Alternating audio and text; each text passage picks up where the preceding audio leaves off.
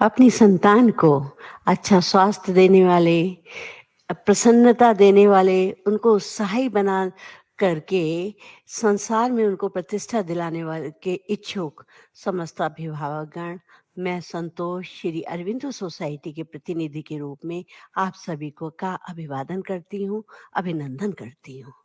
और साथ ही अपने सभी व्यूअर्स का, लाइक करने वालों का, शेयर करने वालों का, कॉम्प्लीमेंट्स देने वालों का, सजेशन देने वालों का, और साथ ही जो हमसे कही हुई बातों में उत्पन्न शंका के समाधान के इच्छुक सभी व्यूअर्स का पूरी सोसाइटी की ओर से आभार व्यक्त करती हूँ। जब छोटा सा बच्चा होता है तो अपनी स्वाभाविक गति से वो हाथ पैर चलाता है, यानी साइकिल की तरह से चलाता है। अब आप एक बात सोचिए, अगर उसके हाथ और पैरों को रोक दिया जाए तो उसमें कितने अवरोध पैदा हो जाएंगे, कितनी विसंगतियां पैदा हो जाएंगी। बच्चा क्या स्वाभाविक गति ले पाएगा, स्वाभाविक विकास कर पाएगा? नहीं कर पाएगा। उसी तरह से जब बच्चा धीरे धीरे बड़ा होता है, हम उसको डांटते हैं, डांट कर, डपट कर, डरा कर, धमका कर जब हम कुछ बात बोलते हैं, तो आपको विश्वास नहीं होगा कि उसके साँस की गहराई धीमी होती चली जाती है। और बच्चा जो है, जहाँ साँस है वहीं आस है, और जहाँ आस नहीं है वहाँ विश्वास नहीं है, और जब विश्वास नहीं है तो आत्मविश्वास नहीं है। जब हम बच्चे का आत्मविश्वास खत्म कर देते हैं, तो हम बच्चे को व्यर्थ बना देते हैं। आप सोचिए कि जिस क कभी-कभी जाने-अनजाने हमसे कई गलतियाँ हो जाती हैं, जिसके विषय में हमने पिछले सेशन में पूरा ज़िक्र किया था, पूरी चर्चा की थी, चर्चा परिचर्चा की थी कि कई बार हम कैसी-कैसी गलतियाँ कर जाते हैं, सजेशन विद फ़ियर देने लगते हैं। कई बार माता-पिता ज़बरदस्ती आर्ग्यूमेंट करने लगते हैं। कभी-कभी हम बच्चे की क्रिटिसिज्म करने लगते हैं, कंप्लेन करने लगते हैं, सो उसको कंपेयर करते चले जाते हैं, और कभी-कभी ओवर प्रोटेक्टिव हो जाते हैं, और भी न जाने कितनी-कितनी गलतियाँ कर जाते हैं, जिससे हमारे बच्चे का आत्मविश्वास समाप्त हो जाता है। और आत्मविश्वास समाप्त होते ही आत्मविश्वास, डगमगाते आत्मविश्वास को बढ़ाने के लिए, उत्पन्न करने के लिए, उसके अंदर को आत्मविश्वासी बनाने के लिए हम क्या करें? आज हम इसी पर चर्चा करेंगे। और बहुत सारे महापुरुष हुए हैं, न जाने कितने महापुरुष हुए हैं। यदि आप उनके तह पर जाएँ, तो उनका सबसे बड़ा गुण था आत्मविश्वास। कितने बड़े-बड़े राजनेताओं को देख लीजिए, जो आत्मविश्वास के कारण ही हैं। आप भले ही आज के सबसे बड़े नेता श्री श्री मोदी जी को ही देख लीजिए, नरेंद्र मोदी जी को। नरेंद्र मोदी जी के अंदर कितना आत्मविश्वास है कि विदेशों तक में हमारी अपनी साख बनाकर रख दी है। कई वैज्ञानिकों को देख लीजिए, हैं, कितने अजीबो-गरीब थे, पर उन्हें अपने कार्य के प्रति, अपनी खोज के प्रति एक आत्मविश्वास भरा हुआ था, तभी तो उन्हें निरंतर नए-नए अन्वेषण कर पाए।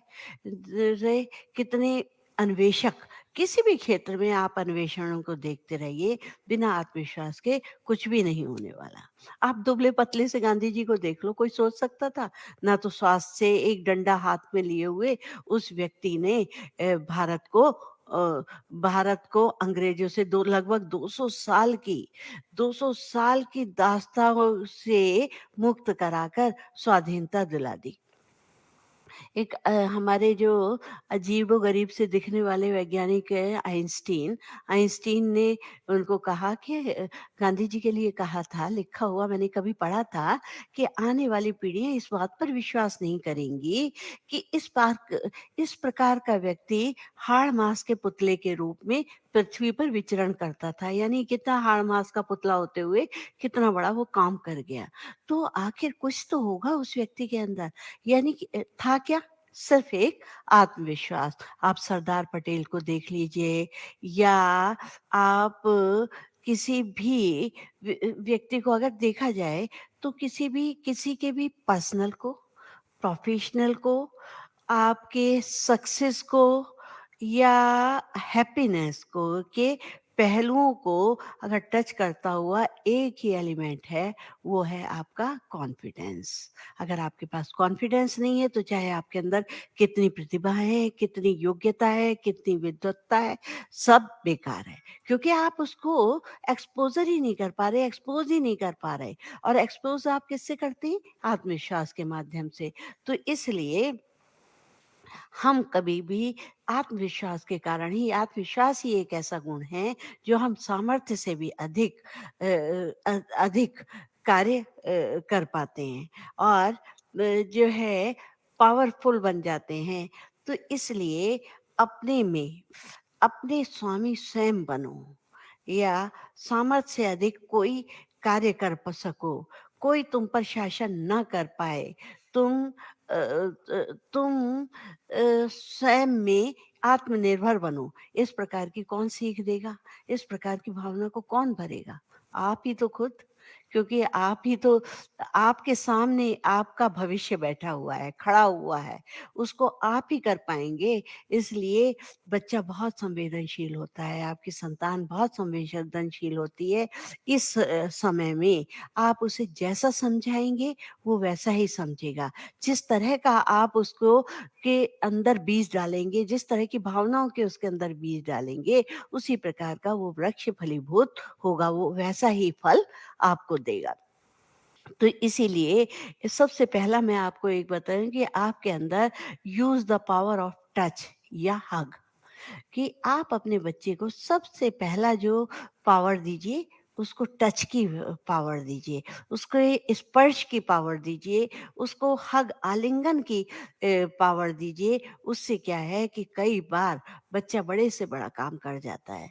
आप देखेंगे कि कई बार बच्चा आपके साथ है, अचानक आपके घर में मेहमान आते हैं, बच्चा डरा-डरा, सहमा-सहमा आपके पीछे खड़ा होता है। तो आप क्या करते हैं, या आपको क्या करना चाहिए, कि आपको अपने बच्चे को के पीठ पर हाथ फेराना चाहिए, उसको गले से आलिंगन में लेना चाहिए, और धीरे-धीरे कर कर उस वातावरण के साथ उसको सहज बनाना चाहिए। यानी कि आप अपने मेहमानों के साथ उसको इंट्रोड्यूस कराएँ, उसके विषय में बताएँ, उसके तो धीरे-धीरे बच्चा सहज होता चला जाता है। तो आपने उसको क्या दिया? Power of touch, power of hug.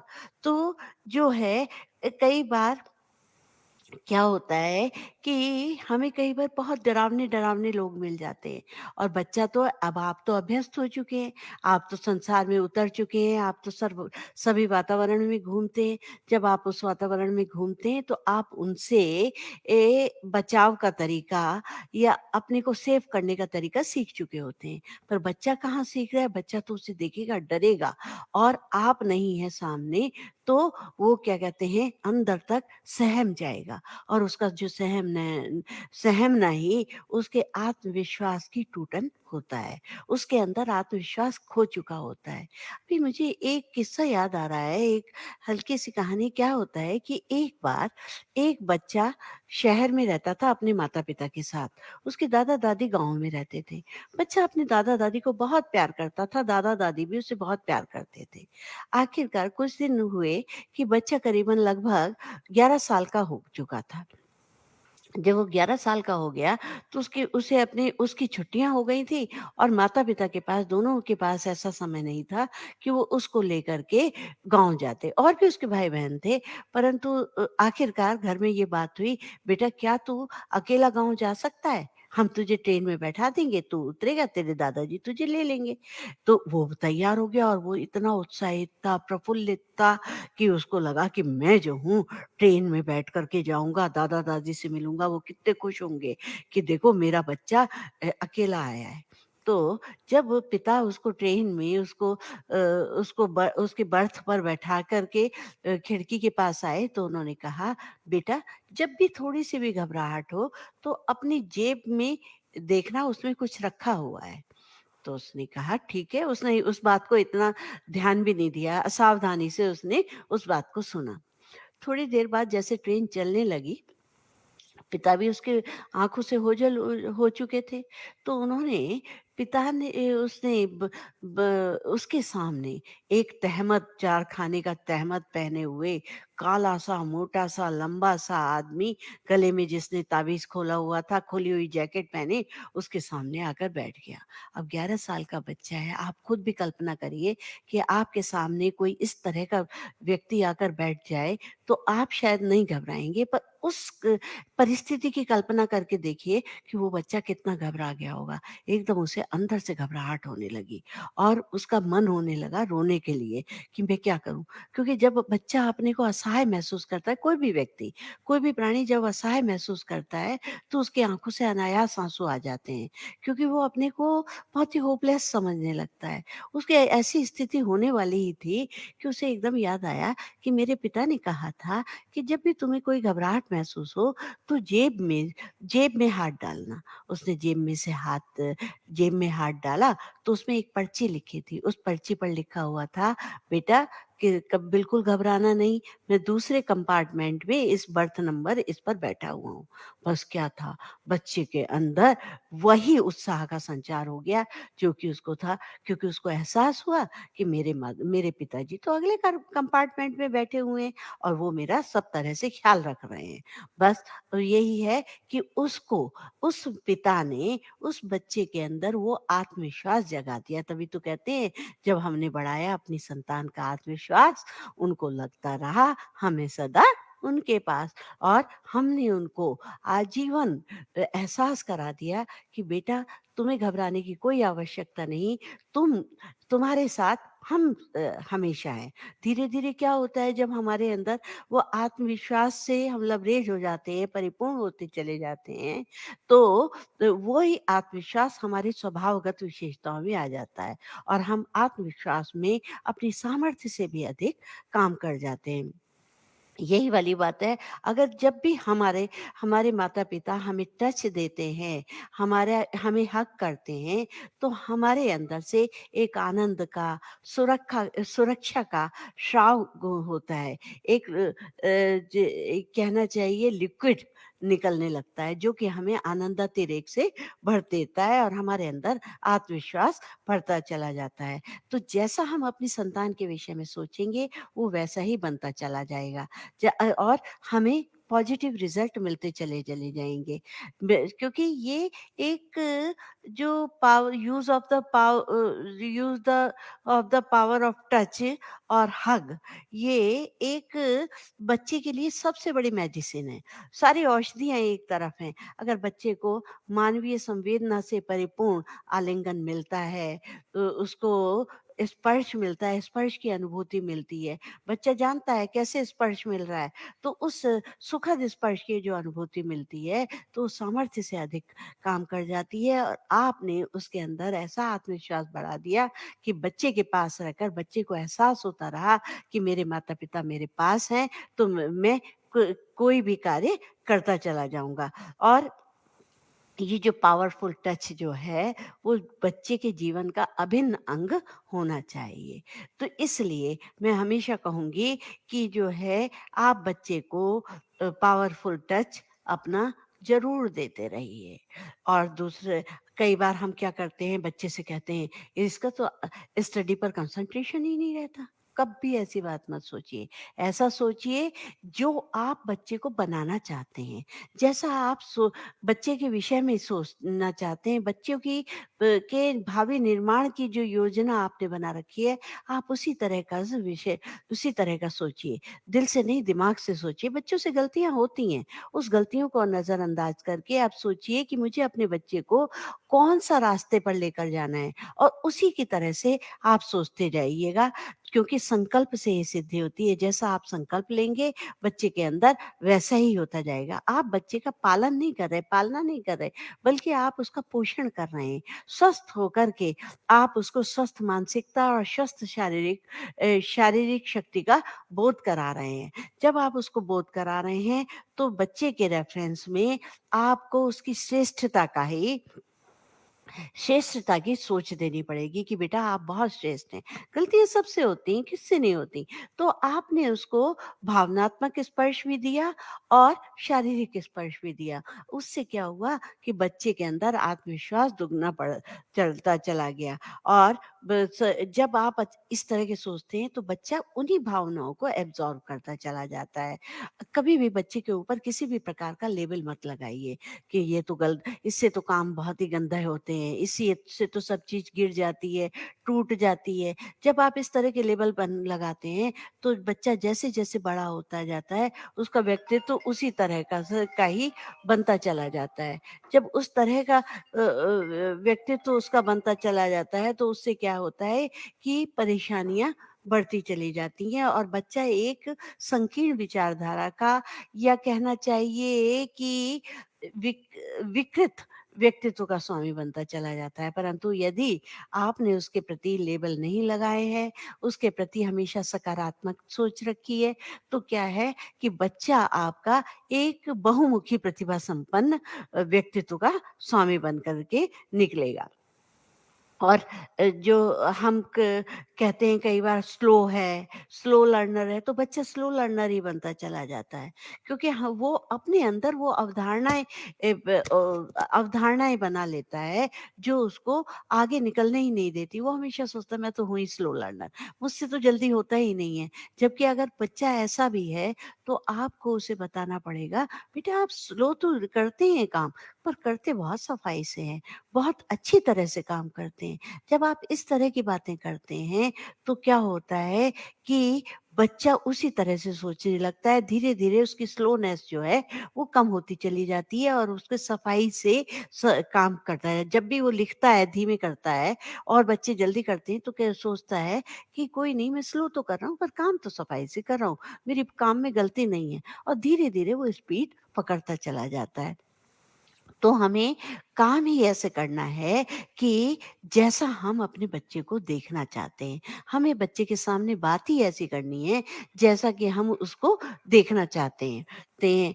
तो हमें दिल से नहीं, दिमाग से बच्चे के साथ व्यवहार करना पड़ेगा, क्योंकि उसके मन पर इन बातों का बहुत ही डीप प्रभाव पड़ता है।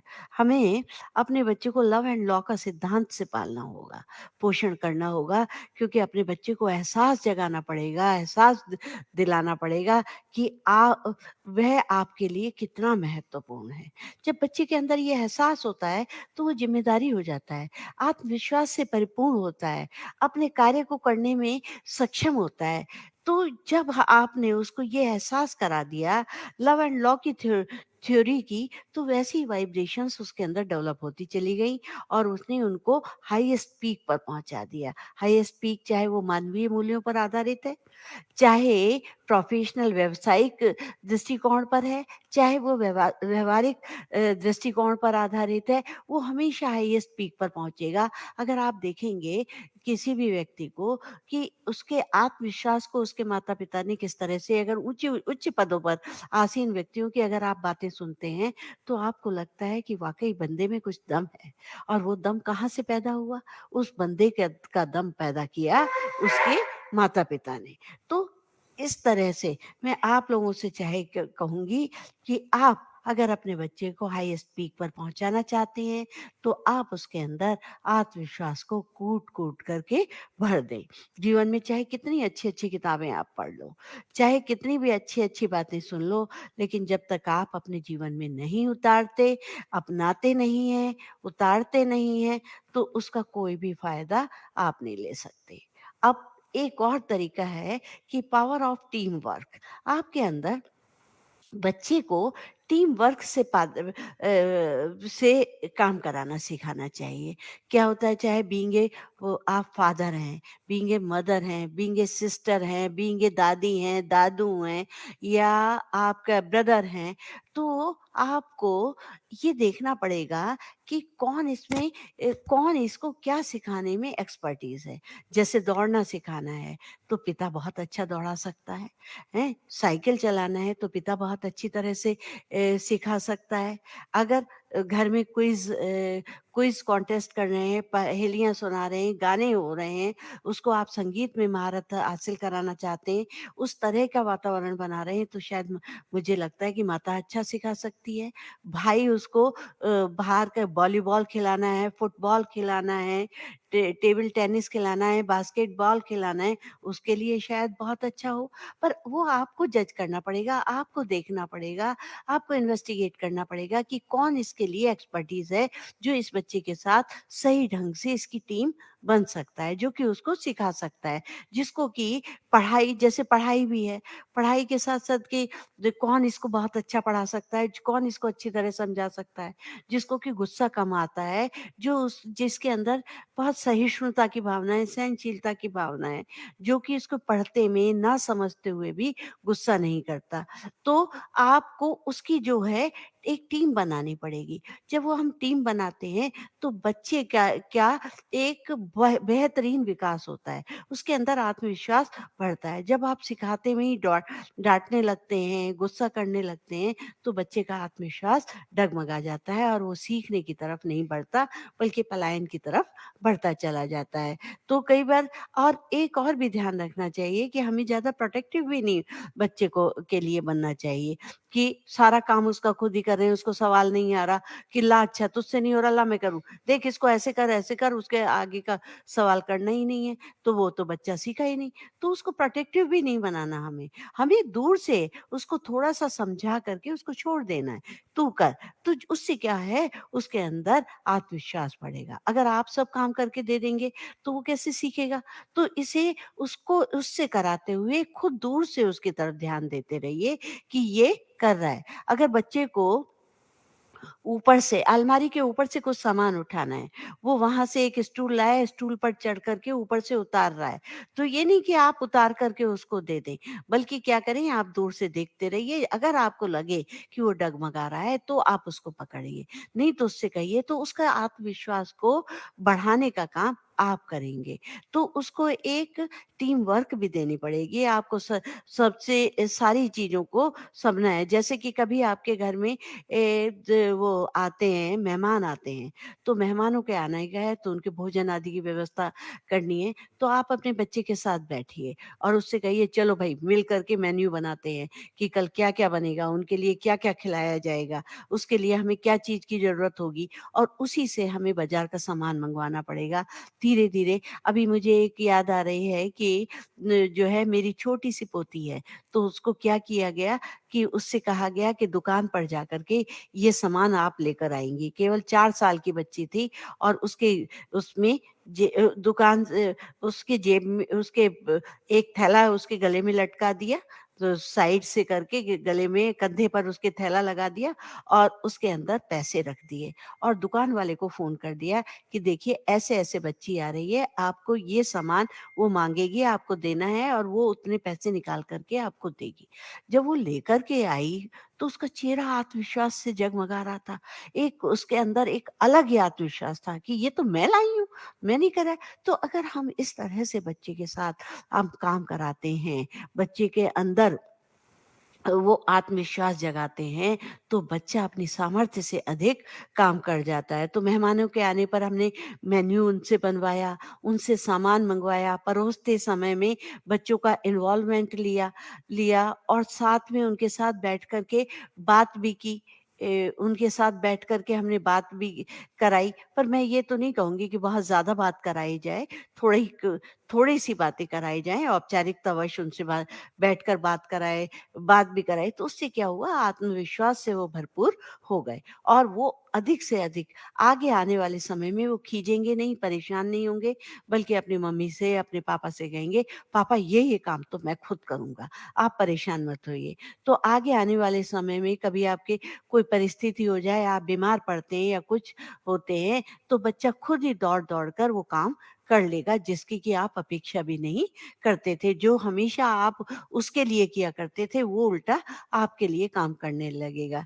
तो अब आप इस तरह का कोई काम करते हैं? प्लीज़ आप भी कमेंट बॉक्स में डालकर दीजिए कि आप अपने बच्चों के साथ कुछ इस तरह का करते हैं? देखिए, सबसे तेज़ वही चलता है जो अकेला चलता है, लेकिन दूर तक वही जाता है जो सबको साथ लेकर के चलता है। तो कोशिश करें ज़िंदगी का हर लम्हा अपने बच्चों के साथ अच्छे से गुज़ारें, क्योंकि हम नहीं रहते, पर हमारी अच्छी यादें हमेशा ज़िंदी रहती हैं। आगे चल कर के भी बच्चे यही कहेंगे, अगर हमारे अंदर आत्मविश्वास है, हमारे अंदर कार्य करने के गुण हैं, क्वालिटीज़ हैं, विशेषताएँ हैं, तो सब हमारे माता-पिता के माध्यम से ही हैं। एक अगला मैं पॉइंट आपको बताती हूँ कि कोई ट्राई समथिंग न्यू, नए-नए करने के प्रयास करते रहें। बच्चा जो है नवीनता की ओर आगे बढ़ता रहे कि आज अगर उसने इस तरह से भोजन किया है तो कल को दूसरे ढंग से करे। मतलब भोजन की प्रणाली भी उसके साथ नई-नई हो, और भोजन के साथ-साथ उसके अंदर जैसे खेल है, उसका दोस्त अगर आता है, तो उसके साथ उसे सिखाना होगा कि वो नए-नए ढंग से खेलना सीखे। खेलने की योजनाएँ उसकी नई हों, काम करने का तरीका हर रोज़ नया हो, उससे भी आत्मविश्वास डेवलप होता है। जब कॉन्फिडेंस डेवलप होता है नई-नई चीज़ों से, नए-नए कार्यों से, तो हमारा बच्चा जो है आत्मविश्वास से लबरेज रहता है। चाहे कभी आप बच्चे पिलो फाइटिंग कर रहे हैं, तो कभी आप दौड़ लगा रहे हैं, कभी उछल रहे हैं।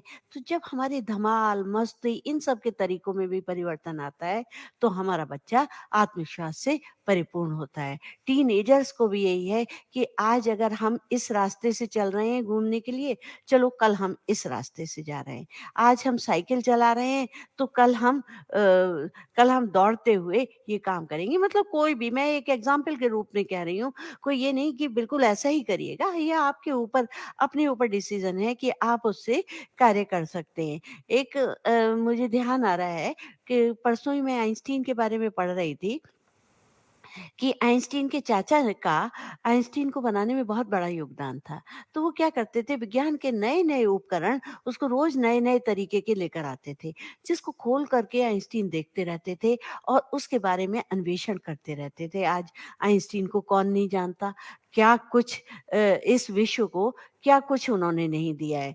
तो हमारी जो अपॉर्च्युनिटी है, अगर हम अलग-अलग से बच्चे को रोज़ नए तरीकों से अपॉर्च्युनिटी देते हैं, तो अलग हट करके उनका डेवलपमेंट होता है और वो आत्मविश्वास से लबरेज हो जाते हैं, आत्मविश्वास से परिपूर्ण होते हैं। एक घर का वातावरण सबसे बड़ा है, प्रसन्नता से परिपूर्ण हमें रखना चाहिए।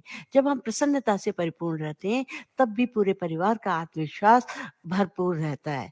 जब हम क्या करते हैं कि जो है मुस्कुराते रहते हैं, तो हमारे बच्चे खुश रहते हैं। कहते हैं ना कि चलो आज मुश्किलों को हराते हैं, आज मुश्किलों को हराते हैं और दिन भर मुस्कुराते हैं। जब हमारे चेहरे पर मुस्कुराहट होती है, तो हम असंभव से भी असंभव कार्य को संभव बना लेते हैं। कैसे? कि मुस्कुराहट हमारे अंदर एक पॉजिटिविटी देती है। जब हम पॉजिटिव होते हैं, तो जो नेगेटिव चीज़ें हैं, एक स्पिरिचुअल थॉट है कि वो सारी ऑरा जो है, उसी तरह का बनता है। दूसरा ये है हम पॉजिटिव ढंग से जब मुस्कुराते हैं, तो जब चाहे हम बनावटी ढंग से शुरू में मुस्कुराना सीखें, पर धीरे-धीरे वो एक पॉजिटिव रूप से होता है और हमारे स्वभाव में आ जाता है। तो प्रारंभ आप ज़बरदस्ती करिए, पर धीरे-धीरे आप प्रसन्न रहिए। जिस घर में सब लोग हँसते, मुस्कुराते, प्रसन्न रहते हैं, उस घर में समस्याएँ नहीं आती। यानी कि वो समस्याओं का समाधान करना सीख जाता है। देखिए, ना तो आपके रिलेटिव्स को प्रसन्नता दे सकते हैं, ना ही आपके डिपेंडेंट आपको प्रसन्नता दे सकते हैं, ना ही अधिक आपके फ्रेंड्स आपको प्रसन्नता दे सकते हैं। बल्कि जो बाहरी सिचुएशंस जो है, वो आपको कंट्रोल नहीं करती हैं। आप सोचते हैं बाहर के लोग हमें देंगे, बल्कि क्या होता है कि हमारे जो अंदर है, हमारे जो परिवार के अंदर ही सुख, शांति और प्रेम का खजाना होता है। तो इसलिए हमें साधनों में प्रसन्नता नहीं ढूँढनी चाहिए। हमें बल्कि अपने घर में ही जीने की कला सीखनी होगी, और जब हम सोच बदलेंगे, तभी हमारे घर में आत्मविश्वास की वृद्धि होगी। अभी मुझे एक घटना याद आती है कि एक बार एक बूढ़ी औरत जो कि बहुत ही असहाय थी, वो घर के बाहर कुछ ढूँढ रही थी। कुछ लोगों ने उसको देखा, बड़े मनोयोग से वो स्त्री कुछ न कुछ ढूँढ रही थी। तो एक व्यक्ति ने आकर कहा, "माताजी आप क्या ढूँढ रही हैं?" उसने कहा, "जी मेरी सुई खो गई है।" तो उसने कहा, "अच्छा सुई खो गई है?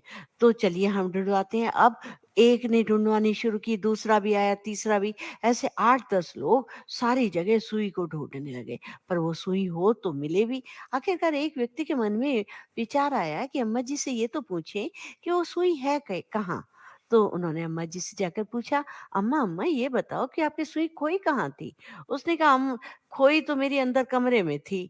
पर तो उसने कहा, "फिर आप बाहर क्यों ढूँढ रहे हो?" तो उसने कहा, "बाहर उजाला है तो मैंने सोचा यहीं ढूँढ लूँ।" तो हम क्या करते हैं, हम अपनी जो खुशियाँ हैं, वो अपने मन के अंदर नहीं ढूँढते। अपनी प्रसन्नता को अपने आंतरिक रूप से अपने परिवार के अंदर नहीं खोजते, अपने अंदर नहीं खोजते, बल्कि हम चारों तरफ उसको ढूँढते चले जाते हैं, करते चले जाते हैं और यही हम भूल करते चले जाते हैं। हम क्या करते हैं, अपने रिलेटिव्स में, अपने फ्रेंड्स में, अपने डिपेंडेंट में अपनी प्रसन्नता को ढूँढते हैं, जबकि हमारे घर के अंदर हमारी प्रसन्नता अच्छी तरह से बदली है। इसलिए हमें हमेशा चाहिए कि हम अपनी सोच को बदलें। हमारे अंदर सोच हो कि हम आंतरिक गुणों की तरफ अवश्य जाएँ। और सबसे और इसके बाद अगला मैं कहती हूँ, गिव ऑप्शंस नॉट एडवाइस। हमेशा बच्चे के सामने नए-नए ऑप्शंस रखिए। एडवाइस मत दीजिए तू ये कर। जैसे कि आपका बच्चा सुबह उठ रहा है तो उसको आप पूछें कि दूध पीना है? बताओ चॉकलेट वाला हो, चॉकलेट वाला दूध पिएँगे या फिर क्या कहते हैं आप स्ट्रॉबेरी वाला दूध पिएँगे? या फिर आप क्या कहते हैं इसका इसका इसका दूध पिएँगे, प्लेन दूध पिएँगे। मतलब आप कुछ भी ऑप्शंस हो सके। तो जब बच्चे को के सामने ऑप्शंस होता है तो वो अपनी सोच को विकसित करता है और सोचता है कि मेरे लिए क्या चीज़ सही है, क्या मुझे स्वादिष्ट लग रही है, क्या मेरे अंदर इच्छा है। तो उसकी सोच डेवलप हुई तो उसके अंदर आत्मविश्वास बढ़ा। ऐसे ही आपने कहा खीर खानी है या हलवा खाना है, तो बच्चा सोचेगा उसके बारे में, तो उसकी सोच विकसित हुई। आप पैंट पहनोगे या जीन्स? जैसे बड़ा बच्चा है तो उसने कहा आज आप पैंट पहनोगे या जीन्स? तो उसने कहा अगर आप अपने भी अगर आप कहें कि बता दाल खाएगा या राजमा खाएगा? या आप बेटा दाल खाएँगी या राजमा खाएँगी? तो उसने सोचा कि राजमा अच्छा नहीं रहेगा या दाल अच्छी रहेगी। तो वो उसकी एक सोच को विकसित किया आपने। जब उसने आपने उसकी सोच को विकसित किया तो उसके अंदर आत्मविश्वास को भी विकसित कर दिया। जब आपने उसके आत्मविश्वास को विकसित कर दिया तो वो बच्चा तो अपने डिसीज़न लेने की क्षमता अपने अंदर निर्णय लेने की क्षमता उसके अंदर आ गई और वो आत्मविश्वास से भरपूर हो गया। तो किसने डाली ये सारी आदतें? आपने। और आपने ही उसके अंदर कभी-कभी आप ऐसा भी करिए कि अपने वस्त्रों का चयन भी उससे करा सकती हैं कि बेटा आज मैं कौन-सी साड़ी पहनूँ? आज बता ये वाले कपड़े पहनूँ, ये वाली शर्ट पहनूँ बेटा मैं या ये वाली शर्ट पहनूँ? आज जो है किस तरह का आज देखो बाहर जाकर के ठंड किस तरह की है, तो मुझे स्वेटर चाहिए या मुझे कोट चाहिए। जब आप इस तरह की बातें करते हैं, तो आपको बच्चे की रुचि का ज्ञान भी हो जाता है और जब रुचि का ज्ञान हो जाता है, तो आप उसको हैंडल करने में बहुत ईज़ी हो जाते हैं और उसके अंदर जब उसने स्वयं आपके लिए चीज़ें बताई हैं, तो उसके अंदर आत्मविश्वास भी बढ़ता चला गया। जब उसके अंदर आत्मविश्वास बढ़ता चला गया तो वो आगे के लिए बहुत ज़्यादा आगे के लिए भी आत्मविश्वास से परिपूर्ण होता चला गया। तो इसलिए आप उसको जो है शांति और शक्ति का भोजन दे रहे हैं। उसको जो है और कभी भी कंप्लेन मत करिए, तू तो ऐसी-ऐसी चीज़ें बता देता है क और ना ही उसको कॉम्पिटिशन में लाइए, उसके बच्चे ने ऐसा बताया, मेरे बच्चे ने ऐसा बताया या तू ऐसे कपड़े पहनता है, वो ऐसे पहनता है। कभी भी कंप्लेन आपके के व्यवहार में नहीं होनी चाहिए, ना ही बच्चों से कॉम्पिटिशन की बातें करिए। आपका बच्चा आपका है, यूनिक बच्चा है आपका, तो आप उसको अपने ढंग से पालिएगा। एक बच्चे के साथ-साथ ये है फिज़िकल एक्टिविटी एक्टिविटीज़ उसको ज़रूर कराइए। फिज़िकल एक्टिविटीज़ से भी आत्मविश्वास भरपूर होता है। आप ज़रा धोनी को देखिए, सचिन तेंदुलकर को देखिए, ये लोग उस समय के हैं जब लोगों को पढ़ाई के प्रति सबसे ज़्यादा माना जाता था। उन्होंने पढ़ाई के प्रति ध्यान दिए जाते हुए भी अपनी पढ़ाई की, धोनी की तो पढ़ाई का आपको पता ही है कि उनकी जो वैसी स्टडी है वो बहुत कम हुई है। सचिन तेंदुलकर ने भी इतनी अच्छी पढ़ाई में नहीं थे, परंतु विश्व में उन दोनों ने ही कीर्तिमान स्थापित कर दिया। किस लिए? फिजिकल एक्टिविटी से। फिजिकल एक्टिविटी हमारे अंदर आत्मविश्वास को भरपूर करती है। इसीलिए आपको अगर मन को पावरफुल फुल बनाना है और तो आत्मविश्वास भरने के लिए उसको फिजिकल एक्टिविटीज़ के लिए उसको करिए, क्योंकि कहते हैं ना, a sound body has a sound mind. तो आप भी साथ-साथ जैसे बच्चों के साथ उसे स्विमिंग कराइए, उसको डांसिंग कराइए, एरोबिक्स कराइए, योग कराइए और जो है ग्रेजुअली आप भी उसके साथ-साथ कुछ ना कुछ करते रहिए। उससे क्या है, बच्चे के अंदर आप अपना आप उनके अंदर आत्मविश्वास भर देंगे। एक और भी बात मैं कहना चाहती हूँ, सबसे पहले बच्चे को नो कहना भी सिखाइए। नो कहना क्या है, अगर आपके बच्चा ना कहना नहीं जानता, तो वो दूसरे उसको आत्मनिर्भर निर्भर बनाते चले जाएँगे, क्योंकि जो वो कहेंगे वो उसको करना पड़ेगा। अगर वो नहीं है, तो उससे क्या है, सबसे बड़ी ये बात जो है बच्चों के साथ है कि वो गुड टच और बैड टच की भी परिभाषा समझ जाएँगे। उस टच को भी पहचान जाएँगे, क्योंकि वो किसी के विषय में अगर उसने ना कहना नहीं सीखा, तो धीरे-धीरे वो उसके अंदर उस जाल में फँसते चले जाएँगे और जब जाल में फँस जाएँगे तो उसका आत्मविश्वास तो पूरी तरह से टूट चुका होगा। इसलिए बच्चे को नो कहना ज़रूर समझाइए, क्योंकि भविष्य के सपनों में मत खो, भूतकाल में मत उलझो और सिर्फ़ वर्तमान पर ध्यान दो। इसलिए बच्चे को नो कहने के लिए भी उनके अंदर आत्मविश्वास पैदा करिए कि जहाँ पर कहीं गलत हो रहा है, उसको नो हमें आवश्यक ही कहना चाहिए। कहीं बच्चा हमारा पीयर प्रेशर में ना आ जाए, कहीं हमारे तो इसलिए उसको रिजेक्शन मत दीजिए, उसको एक्सेप्टेशंस दिए और टीनेजर के लिए तो मैं स्पेशल्स कहूँगी, क्योंकि उनका हार्मोनल बैलेंस बहुत बिगड़ा हुआ होता है।